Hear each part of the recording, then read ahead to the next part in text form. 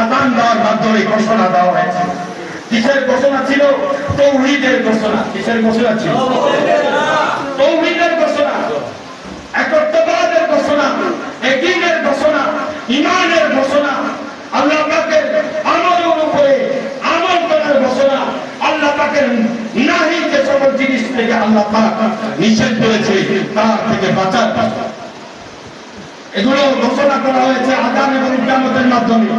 মানুষ যখন জানাজা নামাজ পড়া হয়, আযানও হয় না, ইকামতও হয় না, ডাইরেক্ট তাকবীর দিয়ে জানাজার নামাজ শুরু হয়। কারণ একমাত্র কারণ হলো আপনার তো আযান ইকামত আগেই হয়েছে। এখন রয়েছে নামাজ, জানাজার নামাজের সময় আপনার জন্য আযানও নাই, ইকামতও নাই। জানাজার নামাজের সময় আপনাকে ডাইরেক্ট আপনার জন্য জানাজার নামাজের দোয়া করা। আবি সাঈদ বিন খুদরি রাদিয়াল্লাহু তাআলা قال قال رسول الله صلى الله عليه وسلم لقوني موتاكم لا اله الا الله। যখন মানুষ মৃত্যুবরণ করে তখন তাকে একটি বিষয় তালকিন করা হয়। ওই তালকিনটা হচ্ছে কালেমা লা ইলাহা ইল্লাল্লাহ, তাওহীদের কালেমা। তাওহীদের কালেমার তালকিন আপনার জন্মের সময় তাওহীদের ঘোষণা করা হয়েছে, আপনার জন্মের সময় ঈমানের ঘোষণা করা হয়েছে। আপনার মৃত্যুর আগে রাসূলুল্লাহ সাল্লাল্লাহু আলাইহি ওয়াসাল্লাম বলতে ঈমানের কালেমা স্মরণ করায় দাও, যাতে তার সারা জীবন ঈমান এবং ইয়াকিনে যে মেহনত করেছে সেটার ফয়সালা হিসেবে লা ইলাহা ইল্লাল্লাহ এই শব্দটা তার জবান থেকে জারি হয়, আর আল্লাহ পাক তার সমস্ত গুনাহ মাফ করে। সুবহানাল্লাহ।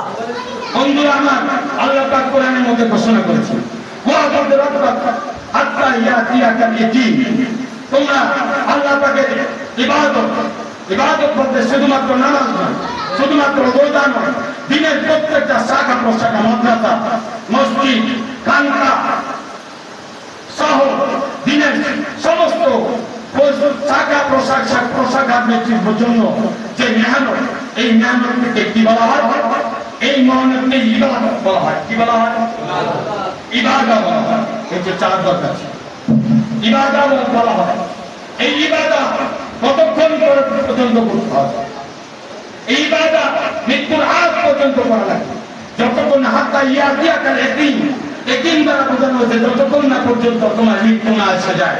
এই মেহনতের উপরে, মুজাহাদার উপরে, কুরবানির উপরে, লা ইলাহা ইল্লাল্লাহর উপরে তোমার মৃত্যু না এসে যায় ততক্ষণ পর্যন্ত শ্বাস তোমার হলকম পর্যন্ত আসে, হলকম থেকে তোমার শ্বাস বের হওয়ার আগ পর্যন্ত তোমাকে মেহনত করে দিতে হবে।